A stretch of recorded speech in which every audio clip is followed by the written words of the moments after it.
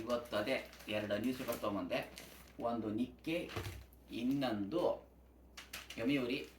ಎರಡರಲ್ಲೂ ನೋಡಿ ಇವರ ಫೋಟೋ ಇದೆ. ಇವರು ಯಾರು ಅಂತ ಹೇಳಿದ್ರೆ ಬರ್ತೀನಿ ಸುದ್ದಿ. ಸೊ ಇವರು ಪ್ರಿನ್ಸ್ ಹಿಸಾಹಿತೋ ಅಂತ. ಜಪಾನ್ನಲ್ಲಿ ಆ್ಯಕ್ಚುಲಿ ಹೇಳಬೇಕು ಅಂದರೆ ಎಂಪರರ್ ಅಂತ ಟೈಟಲ್ ಇರೋದಕ್ಕೆ ಜಪನೀಸ್ ಎಂಪರರಿಗೆ ಮಾತ್ರ, ಅಂದರೆ ಕನ್ನಡದಲ್ಲಿ ಹೇಳಬೇಕಂದ್ರೆ ಚಕ್ರವರ್ತಿ ಅಂತ. ಸೊ ಇವ್ರದ್ದು ಫ್ಯಾಸಿಟಿಂಗ್ ಹಿಸ್ಟ್ರಿ ಇದೆ, ಸ್ವಲ್ಪ ನಿಮಗೆ ಬಗ್ಗೆ ಹೇಳ್ತೀನಿ. ಜಾಪನೀಸಿಗೆ ಇವರು ಎಂಪರರ್ ಕಂಡ್ರೆ ತುಂಬ ಇಷ್ಟ. ಇಲ್ಲಿ ಇನ್ನೂ ಇವರ ಎಂಪರರ್ ಇದ್ದಾರೆ. ಸೊ ಅವ್ರಿಗೂ ಪಬ್ಲಿಕ್ಕಲ್ಲಿ ತುಂಬ ರೆಸ್ಪೆಕ್ಟ್ ಇದೆ.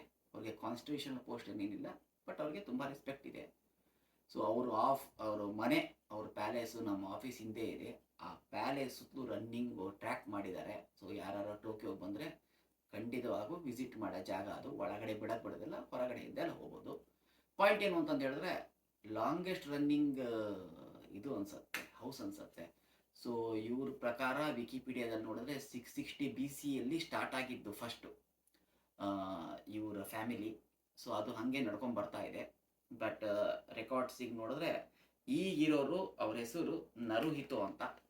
ಸೊ ಅವ್ರಿಗೀಗ 126ನೇ ಎಂಪರರ್ ಆಫ್ ಜಪಾನು. ಇಲ್ಲಿ ಹೆಂಗೆ ಅಂತ ಹೇಳಿದ್ರೆ ಬರೀ ಗಂಡು ಮಕ್ಕಳೇ ಬೇಕು. ಸೊ ಬರ್ತೀನಿ ಪಾಯಿಂಟ್ ಏನು ಅಂತ. ಇವ್ರ ತಂದೆ ಹೆಸರು ಅಕಿಹಿತೋ ಅಂತ. ಇವ್ರಿಗೊಬ್ರು ತಮ್ಮ ಇದ್ದಾರೆ, ಫುಮಿಹಿತೋ ಅಂತ. ಅವ್ರ ಮಗ ಹಿಸಾಹಿತೋ ಅಂತ. ಸೊ ಜಪಾನ್ನಲ್ಲಿ ಏನು ಅಂತಂದು ಹೇಳಿದ್ರೆ ಬರೀ ಗಂಡು ಮಕ್ಕಳು ಮಾತ್ರ ಎಂಪರರ್ ಆಗಬೇಕು. ಸೊ ಇವರು ಈ ಪ್ರೆಸೆಂಟ್ ಇರೋ ನರುಹಿತೋ ಅವ್ರಿಗೊಂದು ಹೆಣ್ಮಗು ಇತ್ತು.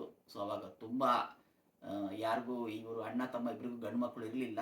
ಕೊನೆಗೆ ಇವರು ಹುಟ್ಟಿದ ಮೇಲೆ ಆ ಟಾಪಿಕ್ ಸ್ವಲ್ಪ ಸ್ಟಾಪ್ ಆಯಿತು. ಈಗೂ ಹೆಣ್ಣಾಗಬೇಕು ಗಂಡಾಗಬೇಕು ಎಂಪರರ್ ಬಗ್ಗೆ ತುಂಬ ಡಿಸ್ಕಷನ್ ನಡೀತಾ ಇರುತ್ತೆ.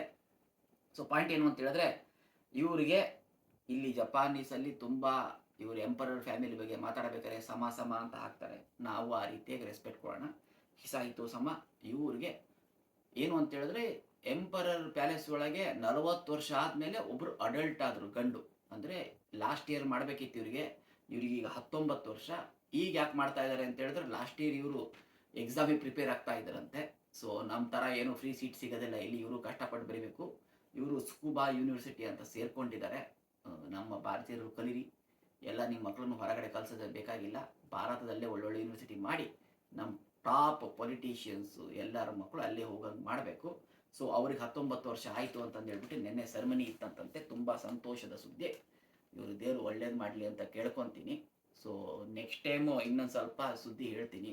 ಜಾಪನೀಸ್ ಎಂಪರರು, ಶೋಗುನೇಟ್ ಅಂದರೆ ಏನು. ಸೊ ಇಲ್ಲಿ ಹೆಂಗೆ ಅಂತ ಹೇಳಿದ್ರೆ, ಪ್ರತಿ ರಾಜನ ಟೈಮಲ್ಲೂ ನಮ್ಮಲ್ಲಿ ಶಾಲಿವಾಹನ ಶಿಖಿ ಇರುತ್ತಲ್ಲ, ಹಾಗೆ ಹೊಸ ರಾಜ ಬಂದ ಅಂತ ಹೇಳಿದ್ರೆ ಅವ್ರಿಗೊಂದು ಶಕೆ ಸ್ಟಾರ್ಟ್ ಆಗುತ್ತೆ.